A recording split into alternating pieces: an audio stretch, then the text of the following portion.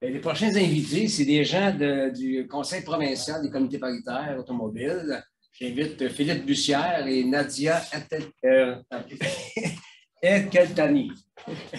Donc, Philippe et Nadia. Philippe, tu commences? C'est ça, je vais.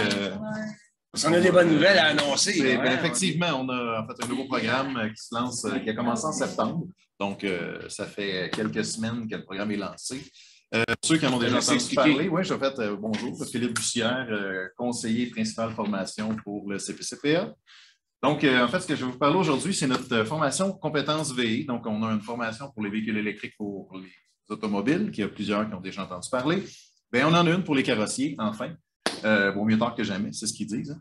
Donc, voilà, on a une formation, dans le fond, qui a été mise à jour. Donc, c'est une formation de véhicules électriques pour carrossiers. Donc, ce n'est pas une formation dans laquelle on va toucher la carrosserie de la voiture, c'est une formation dans laquelle on va apprendre à manipuler le système électrique quand on va avoir besoin de le toucher. Donc, on va avoir plusieurs étapes. Donc, on va passer un petit peu au travers des slides. Je vais pouvoir vous expliquer, grosso modo, tout ce qu'on va toucher dans cette formation-là.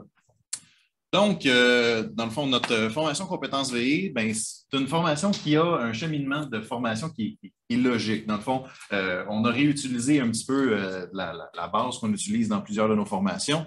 Donc, on a un cheminement qui va passer d'un cours de base vers un cours plus avancé. Donc, on va monter les gens vers les étapes supérieures de connaissances. Donc, l'idée, c'est de s'assurer que les gens ont bien compris. Ensuite, on a une certification, on a un examen qui va suivre la formation pour s'assurer que les gens aient bien compris la formation. Pour nous, c'est quand même important de s'assurer qu'il y a de l'acquis à la fin, qu'il y ait la sécurité qui vienne à la fin de la formation. C'est quelque chose qui nous tient à cœur. Ensuite, on a formé des formateurs. Les gens qui vont donner la formation, c'est des gens qui travaillent le véhicule, qui sont habitués d'en faire et qui vont répondre correctement aux questions. Donc, on s'est assuré d'avoir des formateurs qui ont l'expérience pour réussir à donner la bonne formation aux gens. Pour nous autres, ça aussi, c'était quelque chose qui était extrêmement important, de ne pas avoir un formateur qui n'a pas de l'expérience de la voiture électrique. On veut être sûr qu'il soit capable de répondre aux besoins du marché. Donc, c'est vraiment ce qu'on s'est assuré de faire. Ensuite, on a un réseau de centres de formation, qu'on va vous montrer un peu plus tard. Donc, on fait affaire avec tout le Québec. Vous voyez CPCPA, les gens pensent souvent aux régions qui sont assujetties, donc les régions où il y a des CPA. C'est une formation provinciale. Elle n'a pas de couleur, elle n'a pas d'odeur. C'est pour tout le monde. Donc, cette formation-là, elle va être dispensée dans certains CPA, elle va être dispensée dans des centres de formation partout. Donc, il n'y a pas un endroit qui ne sera pas couvert au Québec. L'idée, c'est que tout le monde soit formé. On ne fait pas partie du CPA pour cette formation-là. C'est provincial. C'est vraiment l'idée. Donc, on a une subvention provinciale pour s'assurer de la mettre à bien aussi. Donc, la subvention, on a eu 1,7 million du gouvernement. Donc, en contrepartie, il y a le marché aussi qui nous aide, tout ça, donc les centres de formation. On a des associations, le CCPQ qui est avec nous. On a plein de gens qui nous aident justement pour monter la formation, qui nous prêtent des locaux, qui nous aident à justement dispenser la formation de la bonne façon.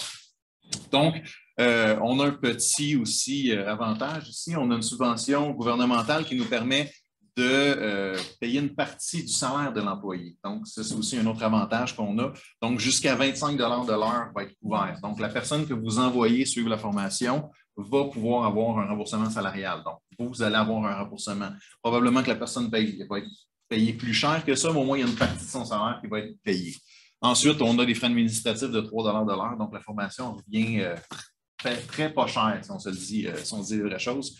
Comparativement à d'autres formations qui sont beaucoup plus coûteuses. Donc, voilà, le lancement de la formation en septembre. Donc, comme je vous disais, ça fait, si je ne me trompe pas, 2 semaines qu'on a des cohortes qui ont commencé déjà.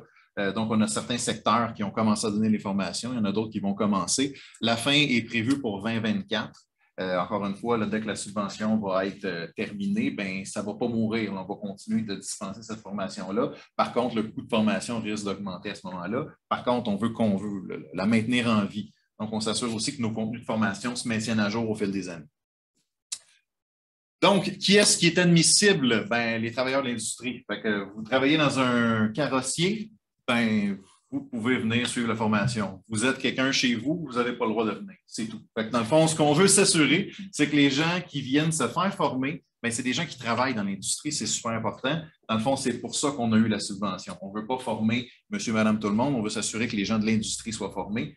Si monsieur, madame, tout le monde a la formation, on fera d'autres choses. Donc voilà, fait que vous devez faire partie de l'industrie automobile, des carrossiers reconnus. Vous allez, dans le fond, la plupart des gens, vous allez vous connaître, vous faites partie déjà de ces entreprises-là. On a aussi un autre volet, dans le fond, un volet pour les estimateurs. Donc, on a aussi cette partie-là qui vont faire partie, dans le fond, de la formation, d'une partie estimateur, donc un volet qui va vous permettre aussi à l'estimateur, lui aussi doit faire partie de l'atelier mécanique, encore une fois, ou d'atelier de carrosserie, c'est-à-dire, donc, on ne forme pas juste le carrossier qui travaille dans l'atelier, on veut s'assurer que les gens qui travaillent au comptoir de service, qui font les estimés, soient aussi formés. Donc, on a plusieurs, dans le fond, on a plus qu'une formation qui a été créée dans cette formation-là. Prochaine slide. Donc, gestionnaire estimateur. Grosso modo, cheminement de formation. Donc, on commence avec, dans le fond, un premier palier, donc une formation pour les estimateurs de 7 heures. Je vais vous montrer un petit peu descriptif, qu'est-ce qu'on va vous parler là-dedans. Donc, c'est une journée pour l'estimateur. Ensuite, on a 3 paliers de formation pour le carrossier. Donc, la personne qui va être dans l'atelier, qui va aller manipuler la voiture. Donc, on a une électricité de base. Tout le monde commence par là. On a fait quand même plusieurs études, on a posé des questions à plusieurs gens. Puis, on a appris, c'est que les carrossiers sont moins agiles ou sont moins habitués de travailler avec l'électricité. Donc, on va s'assurer de les remonter puis d'avoir un niveau qui va être sécuritaire, d'une belle compréhension de l'électricité pour les prochaines étapes. Parce qu'on parle de voitures électriques, il va y avoir de la manipulation de haut voltage dans les prochains, en fait, dans les niveaux suivants. Et dans la vraie vie. Donc, il va y avoir des manipulations particulières à faire. On va être sûr que la personne comprenne bien son multimètre et les outils nécessaires au travail. Ensuite, véhicule hybride électrique 1, formation, on va parler un peu plus de sécurité puis des types de véhicules. Puis le niveau 3, on va être un peu plus loin, on va aller toucher au système, on va travailler sur les véhicules. Encore une fois, je vous ai dit, on ne touche pas à la carrosserie, on touche au système électrique. Donc, qu'est-ce que le carrossier va avoir à faire pour manipuler la voiture? Il va falloir descendre une batterie? Ben oui, on va descendre une batterie parce que c'est des choses qui sont faites dans la vie de tous les jours quand on travaille sur un véhicule. Le longeron a été affecté pour descendre la batterie, pour retirer le véhicule. On ne peut pas étirer le véhicule, replacer sur un Caroliner, un frame master, le véhicule si la batterie est encore là. Donc, il y a des manipulations particulières, s'assurer qu'est-ce qu'il faut que je fasse. Il faut que je vérifie ma perte d'isolation. Donc, on a des travaux super importants à faire qui sont recommandés par le manufacturier. Donc, encore une fois, on vérifie, dans le fond, dans le shop manuel. Il va y avoir beaucoup de choses dans cette formation-là. Donc, c'est un 63 heures bien investi. Vous allez voir qu'il y a énormément de connaissances qui vont ressortir de cette formation-là. À date, les premières cohortes, ça va très bien. Les gens sont très satisfaits. Puis, encore une fois, on a misé sur les connaissances nécessaires. Si c'est des parties qui étaient moins importantes pour le métier, quelque chose que le carrossier ne fera pas, mais ce n'est pas quelque chose qui va être couvert. Donc, il va y avoir éventuellement une possibilité aussi d'avoir du perfectionnement après ces formations-là. Donc, c'est aussi dans nos objectifs de continuer à s'assurer que les gens maintiennent leurs connaissances à jour. Donc, le niveau 1, je vous ai parlé un peu vite. Donc, qu'est-ce qu'on va faire? Bien, on va parler un peu du multimètre, on va parler des schémas électriques parce que oui, il va y avoir de la réparation de fil qui se fait déjà là, sur un véhicule à essence standard. Donc, on va être capable de mieux comprendre, d'être plus agile, puis faire les réparations adéquates quand on a des petites problématiques. Donc, les vérifications, tout ce qui touche le multimètre, réparation de fil, comme j'ai parlé, il va y avoir plus de choses, dans le fond, qui vont être touchées au travers de ça. Pour le niveau 2, bien, ça va vraiment être le côté qui va être plus sécurité. Donc, c'est vraiment, on commence à travailler sur le véhicule électrique. Donc, c'est quoi l'outillage nécessaire? C'est quoi le matériel de sécurité nécessaire pour travailler sur ce véhicule-là? Désamorcer un véhicule haute tension. Comment on fait? En fait, les recommandations des manufacturiers, parce que chaque manufacturier a leur spécificité. Donc, voir plusieurs manufacturiers, comment ça se fait, comment le faire sécuritairement, puis, encore une fois, pour ne pas se faire mal. L'idée, c'est ça aussi. Ensuite, on va parler un peu de recharge aussi de haute tension, parce que ça rentre aussi dans la réalité du véhicule électrique. Bien, quand on travaille sur le véhicule, après plusieurs heures, bien, probablement que la batterie a commencé à se décharger. Est-ce qu'il faut que je la recharge? Comment je peux le faire? Est-ce que, avant d'enlever la batterie, il faut qu'elle soit rechargée? Tout ça, toutes ces questions-là, bien, on va y répondre. C'est le but du cours. Pour, dans le fond, le niveau 3, qui est un peu plus long, là, on va vraiment travailler sur les systèmes. Donc, gestion thermique de la batterie. Fait que la batterie, dans plusieurs cas, il y a de l'antigel à l'intérieur. ben, est-ce qu'il y a des méthodes pour saigner le système particulier? Est-ce que, dans le fond, il ne faut pas qu'il y ait d'air, il ne faut pas qu'il y ait un point chaud à l'intérieur de la batterie. Donc, il y a des outils particuliers à avoir pour faire un travail adéquat. On va avoir besoin, en fait, de l'inspection de composantes, encore une fois. Le véhicule a été frappé à quel endroit? Est-ce que ça se peut que j'aille un module qui a été affecté par l'accident sans cas d'anomalie? Ça se peut, ça aussi, parce que parfois, ça peut être une braquette qui est craquée. Braquette craquée, humidité qui rentre, on peut avoir un problème. Pas là, dans 3 semaines après avoir livré le véhicule. C'est ça qu'on ne veut pas avoir. Donc, qu'est-ce qu'on peut faire? Qu'est-ce qu'on doit vérifier dans ces particularités-là? Encore une fois, c'est toujours dans l'optique d'un accident. Donc, on a essayé d'adapter la formation pour un accident automobile. Qu'est-ce qui se passe? Qu'est-ce qui arrive à la voiture lorsqu'il y a un accident? Le transfert d'énergie, qu'est-ce qui peut plier? Qu'est-ce qui va travailler pour, en fait, particulier à la voiture électrique? Donc, encore une fois, le véhicule est construit pas tout à fait différemment, quand même assez standard par rapport à un véhicule régulier, mais les particularités, on a besoin de les connaître. Donc, grosso modo, on va toucher à beaucoup de systèmes. C'est beaucoup de travail manuel, dans le fond, dans cette partie-là. C'est le côté technique qui va être le plus touché, dans le fond, dans le niveau 2. À la fin de ça, on a en fait un autre cours, dans le fond, l'estimateur. Le cours d'estimateur, ce n'est pas un cours d'estimation. Je ne vous montrerai pas comment on estime un véhicule. Je vais vous montrer c'est quoi les particularités de la voiture électrique. Parce que, bon, je reçois un véhicule haute tension qui a été frappé. Est-ce qu'il est dangereux ou il est sécuritaire? Est-ce que je dois le désarmer ou non? Est-ce que je le laisse dans le cours 2 jours avant d'y toucher? Peut-être. Qu'est-ce que je dois faire avant, lorsque je réceptionne la voiture, mais aussi quand je vais faire mon estimé? Les cas d'anomalie, on a parlé de pré-post-scan tantôt, bien, c'est super important, il faut que je fasse mon pré-post. Bon, ben, mon pré-scan, c'est quoi les codes? Oh, j'ai des codes reliés aux hautes tensions, j'ai une perte d'isolation. Comment je dois manipuler le véhicule? Est-ce que j'ai besoin d'avoir quelqu'un qui a une meilleure formation que moi? Ben, je vais chercher mon carrossier pour qu'il fasse une désactivation ou une vérification particulière parce que j'ai une perte de courant sur le véhicule. Est-ce que je suis en danger? C'est un peu tout ça qu'on va couvrir aussi. En même temps que les travaux particuliers, j'ai maintenant des véhicules avec des thermopompes. Vous en avez entendu parler probablement. Une thermopompe, c'est comme la thermopompe qu'on a à la maison. Elle chauffe et elle refroidit la maison. Bien, la voiture a le même système.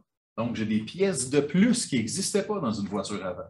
Est-ce qu'elle a été affectée par l'accident? Est-ce que j'ai une problématique au niveau de la haute tension que je vais avoir à faire? Tout ça. Est-ce que j'ai un temps supplémentaire à rajouter pour faire ma réparation? Probablement oui. C'est aussi cette information-là pour faire la bonne réclamation à la base et éviter le plus possible les add-ons à la fin. Donc, c'est vraiment le but de cette formation-là pour les estimateurs, c'est d'éviter les rajouts. C'est de s'assurer qu'on a vu, dans le fond, toutes les problématiques et avoir le temps nécessaire à la réparation de la voiture. C'est toujours le même défi, que ce soit une voiture à essence, mais électrique, il faut savoir les particularités.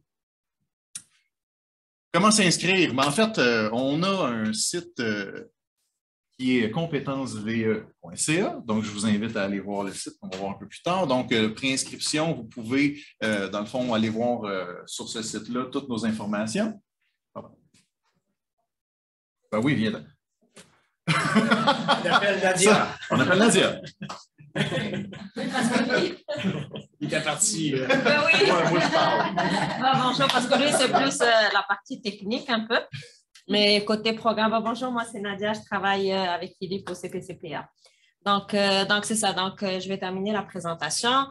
Comment s'inscrire au programme? Donc, c'est un beau programme. Comment s'inscrire? Donc, on a un site web de compétences VE. Donc, comme j'ai dit, le programme est pour tout le monde, pour les personnes assujetties comme les personnes qui sont non assujetties. Donc, vous allez sur le site Internet, vous allez trouver vos formations, votre région. Je peux aller plus? Voilà. Donc, là, c'est les centres de formation qui sont affiliés avec nous. Donc, il y en a quand même pas mal partout. Et aussi, il va y avoir d'autres qui vont se rajouter au fur et à mesure. OK, donc là, c'est les calendriers de formation qui sont disponibles à jour. Donc, vous voyez, il y en a plusieurs régions. Il y en a à Québec, à Canton, en Beauce, à Montréal, à Lanaudière, puis aussi pour les 3 niveaux. Donc, tout le monde est obligé de commencer par le niveau 1.